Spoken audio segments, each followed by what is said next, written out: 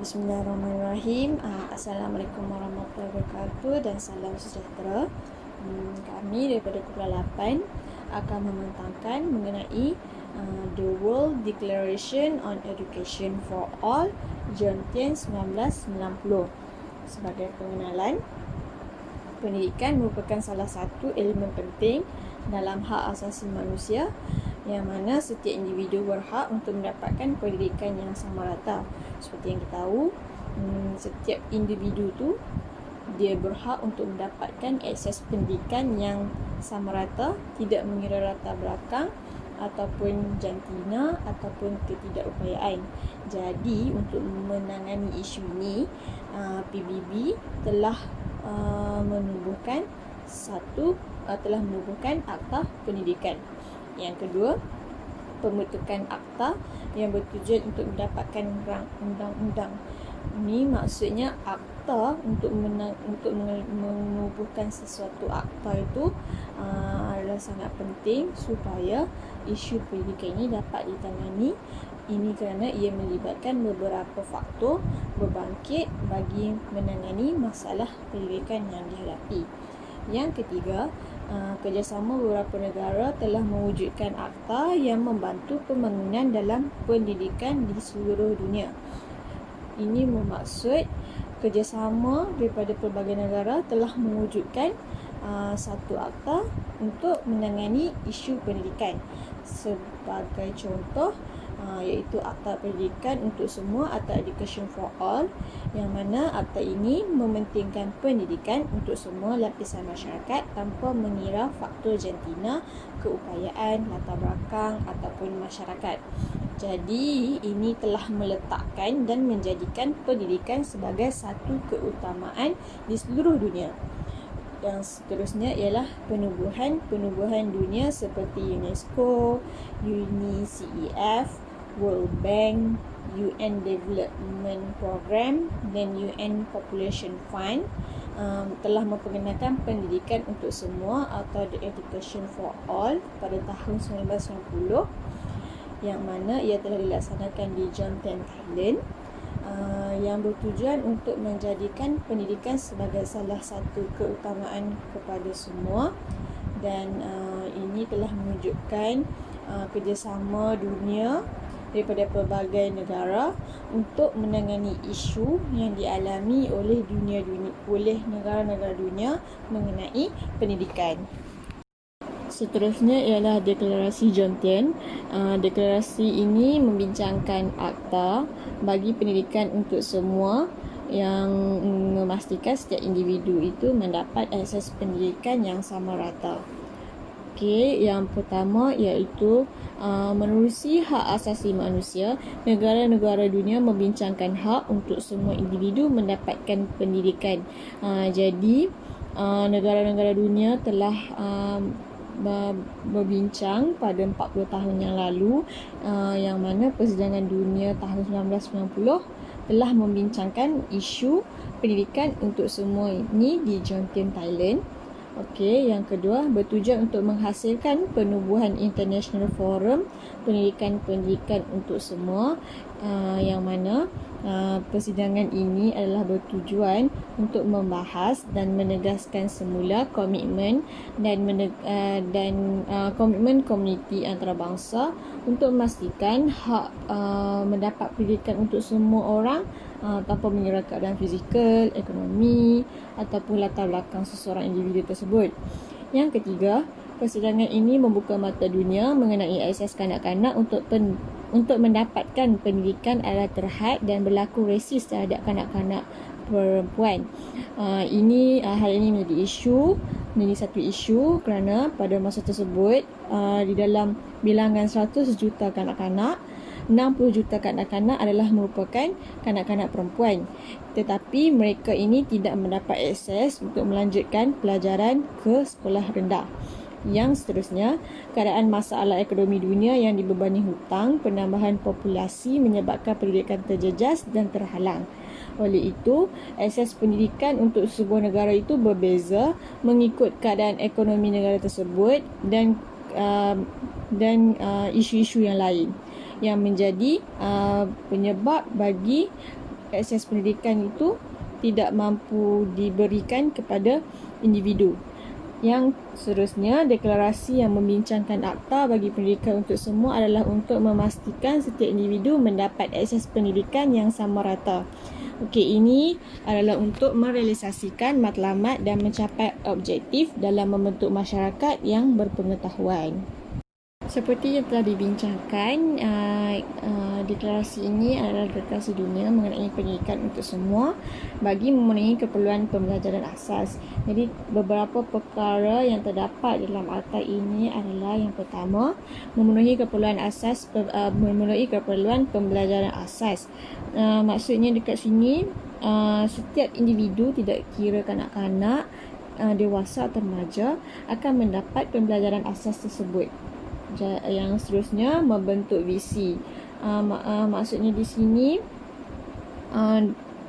memberikan pendidikan itu memerlukan visi bagi mencapai matlamat dan objektif yang telah ditetapkan. Yang ketiga, akses universalisasi dan mempromosi equity. Yang ini pula maksudnya pendidikan asas tu diberikan kepada semua dan juga perlu berkualiti sesuai mengikut kategori-kategori tersebut. Jadi tiada jurang yang wujud. Yang keempat, fokus pembelajaran. Fokus pembelajaran ini pula lebih kepada untuk memperkukuhkan perkembangan individu. Yang kelima, membawa maksud dan skop pendidikan asas. Yang ini melibatkan kepelbagaian, kerumitan dan perubahan keperluan pembelajaran asas bagi setiap kategori. Maksudnya kalau untuk kanak-kanak lain pendefinisiannya, kalau remaja lain pendefinisiannya. Okey, yang keenam, peningkatan persekitaran untuk pembelajaran. Ini maksud di sini adalah perlu diwujudkan satu persekitaran yang menggalakkan pembelajaran kepada individu yang berhak untuk mendapatkan pendidikan. Yang ketujuh, menguatkan perkongsian. Ini adalah mengenai usaha di antara pihak bertanggungjawab untuk menyediakan pendidikan kepada setiap individu. Yang seterusnya, yang ke-8, membangun konteks dasar penyokong. Ini adalah mereka ini untuk menerangkan dasar pendidikan mengikut komitmen politik dan dasar fizikal yang sesuai bagi menjamin kualiti pendidikan. Yang ke-9, sumber bergerak. Ini adalah berkenaan dengan pengubahsuaian terhadap keperluan asas pembelajaran yang sedia ada mengikut keadaan tertentu. Jadi yang ke-10, mengukuhkan solidariti antara bangsa. Ini adalah bertujuan untuk memenuhi keperluan pembelajaran asas yang merupakan tanggungjawab manusia di seluruh dunia yang mempunyai pengetahuan dan pengalaman untuk berkongsi agar program pendidikan itu berkesan. Kesan-kesan dalam perkara-perkara Akta John-Tian 1990. Yang pertama ialah persidangan dunia, iaitu Deklarasi Dunia tentang Pendidikan untuk Semua, World Declaration on Education for All. Ini telah memberi kesan di mana melalui persidangan ini mereka telah bersetuju untuk memastikan hak pendidikan untuk semua dilaksanakan. Yang kedua, Forum Perundingan Kebangsaan Pendidikan untuk Semua, International Consultative Forum on Education for All telah ditubuhkan. Forum ini adalah untuk memantau kemajuan ke arah pendidikan untuk semua, memperbanyakkan rundingan dan kerjasama di peringkat global. Setelah pendidikan untuk semua dititik beratkan, bagi memastikan kemajuan sistem pendidikan ini, kajian dan penilaian telah dilaksanakan. Jadi terdapat 5 bahagian yang dibuat kajian dan penilaian yang mempunyai fokus-fokus tersendiri. Bahagian yang pertama, fokusnya adalah untuk menilai tahap kemajuan yang telah dicapai ke arah matlamat berikut, iaitu mengurangkan buta huruf, berhubung dengan kanak-kanak yang terkecuali, mengurangkan tekanan demografi dan menguniversalkan pendidikan rendah.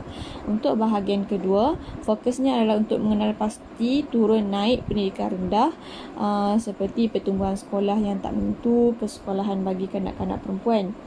Bagi bahagian ketiga, fokusnya adalah untuk menerangkan masalah dalam memastikan kualiti pendidikan seperti pengukuran berkualiti, usia kanak-kanak memasuki sekolah, persekolahan yang tidak lengkap, kekurangan bahan, kurang guru berkemahiran. Bagi bahagian keempat, fokusnya lebih kepada sumber untuk pendidikan seperti pembelajaran awam, sokongan penerma untuk pendidikan khas, dan untuk bahagian yang kelima, fokusnya adalah untuk mengkaji proses pendidikan untuk semua di pelbagai negara. Contoh, 87 negara membangun dan 121 negara lain yang melaksanakan kerangka kerja pendidikan untuk semua. Sebagai kesimpulannya daripada akta ini, hak asasi pendidikan yang dititik beratkan dapat membangunkan sesebuah negara. Ini kerana melalui pendidikan, masyarakat dunia dapat membangunkan sesebuah negara dengan lebih kukuh dan maju, dan dapat mengelakkan penindasan-penindasan terhadap setengah individu maupun negara kecil yang sedang membangun. Seterusnya, pembentukan akta mengambil kira pandangan dunia bagi menangani isu pendidikan. Oleh itu, kesemua masyarakat mendapat pendidikan yang sama rata. Jadi, pertubuhan dunia telah membincangkan untuk membuat deklarasi bagi memperkenalkan akta baru untuk pendidikan untuk semua, yang mana telah banyak perkara yang dititik beratkan bagi memastikan pendidikan dapat dilakukan tanpa mengira lapisan masyarakat. Ketiga, bidang pendidikan mendapat kesan positif. Ini kerana melalui akta ini, ia telah membuka mata masyarakat dunia untuk dalam bidang pendidikan. Daripada akta ini juga, bidang pendidikan telah menjadi keutamaan kepada dunia. Yang keempat, akta adalah sebagai langkah untuk semua individu mendapat pendidikan sama rata. Melalui akta-akta ini, setiap individu akan dititik beratkan dan dijaga hak dan kebajikan mereka untuk mendapatkan akses pendidikan yang sama rata seperti individu-individu yang lain yang sama ada di negara maju ataupun di negara yang terkebelakang. Itu sahaja daripada kami. Sekian, terima kasih.